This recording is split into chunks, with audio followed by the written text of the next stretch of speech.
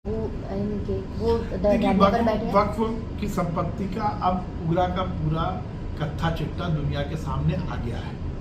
इस देश के चंद नेता उन संपत्तियों पर बेजा कब्जा किए हुए, उसमें कोई आम मुस्लिम को उसका कोई फायदा नहीं है। देश भर के 100-200 नेताओं ने वक्फ की संपत्ति पर कब्जा किया और उनके परिवार वाले ऐश कर रहे हैं। अब ये बिल आएगा तो उनका बेजा कब्जा खत्म होगा, क्योंकि ये हिंदू मुसलमान का विषय नहीं है, ये आम मुसलमान से जुड़ा हुआ विषय नहीं है।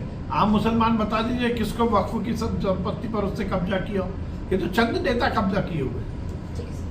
सर, कांग्रेस नेत्री जबलपुर की जिन्होंने परशुराम से औरंगजेब की तुलना कर दी। कांग्रेस हर समय हिंदू विरोधी बातें करती है, और क्यों ना करे। इटली की संस्कृति में पलने वाली बढ़ने वाली कांग्रेस हर समय तुष्टीकरण की राजनीति को ही आगे बढ़ाती है। हिंदू धर्मावलंबियों का अपमान करना, हिंदू देवी देवताओं का अपमान करना, हिंदू जो मतावलंबी हैं उनको असम्मानित रूप से आगे उनका अपमान करने की कोशिश करना।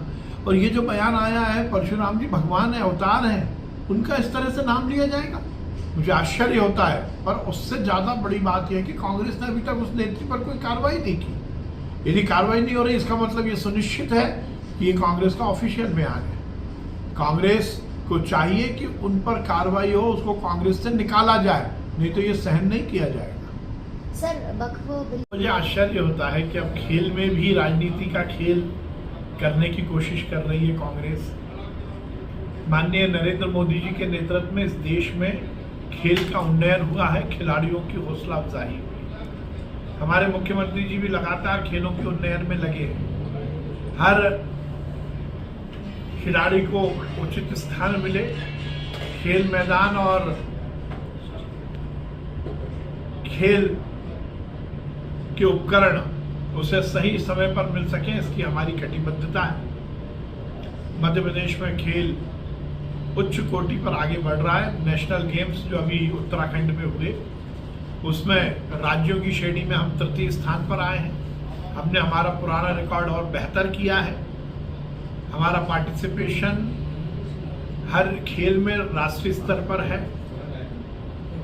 जो प्रधानमंत्री जी ने कहा है, निश्चित रूप से ये हम सबके लिए प्रसन्नता की बात है कि उस शहर में लगातार, शहडोल में लगातार फुटबॉल का क्रेज बढ़ रहा है, और हम भी कटिबद्ध है वहां के खिलाड़ियों को संरक्षण देकर और अच्छा मौका देने के लिए। कहते हैं कि कांग्रेस केवल तुष्टीकरण की नींव पर ही अपनी इमारत खड़ी करना चाहती है।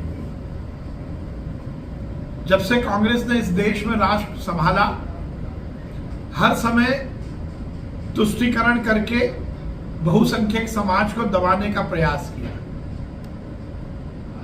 SC, ST, OBC सामान्य वर्ग जो बहुसंख्यक समाज का, उसको दबाकर ये आरक्षण देने की जो कांग्रेस ने घोषणा की है, ये असंवैधानिक तो है ही, पर उसके साथ साथ बहुसंख्यक समाज के हितों का भी कुठाराघात करता है।